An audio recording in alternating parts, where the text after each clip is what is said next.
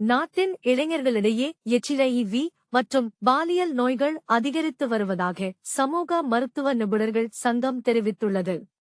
சமூக ஊடகங்களின் பயன்பாடு இதற்கு ஒரு முக்கிய காரணமாக அமைந்துள்ளதாக சங்கத்தின் வைத்திய நிபுணர் விந்தியா குமாரப்பிள்ளை சுட்டிக்காட்டியுள்ளார்.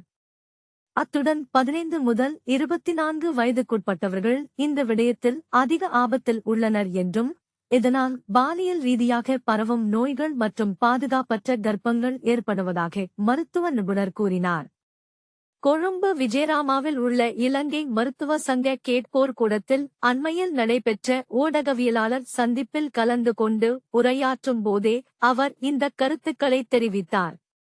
மேலும் கருத்து தெரிவித்த வைத்திய நிபுணர் விந்தியா குமாரப்பிள்ளை, குறிப்பாக பாலியல் ரீதியாக பரவும் நோய்கள் மற்றும் HIV-யை பொறுத்தவரை இளைஞர்கள்தான் அதிகம் பாதிக்கப்படுகிறார்கள். 15 முதல் 24 வயதுக்குட்பட்டவர்கள் அதிக ஆபத்தில் உள்ளனர்.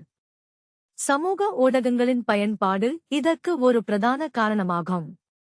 பல இளைஞர்கள் இந்த சமூக ஊடகங்கள் மூலம் கூட்டாளர்களை கண்டுபிடிக்கின்றனர். எல்லோரும் சமூக ஊடகங்களைப் பற்றி நினைப்பதில்லை, ஆனால் இளைஞர்கள் பல்வேறு உறவுகளை உருவாக்க சில டேட்டிங் பயன்பாடுகள் உள்ளன. அது மட்டுமல்லாமல் சிலர் மது மற்றும் போதைப்பொருள் பயன்பாட்டை நாடியுள்ளனர். இது போன்ற காரணங்களால் பாலியல் ரீதியாக பரவும் நோய்கள் மற்றும் HIV போன்ற வைரஸ்கள் மற்றும் பாதுகாப்பற்ற கர்ப்பங்கள் ஏற்படுகின்றன என்றார்.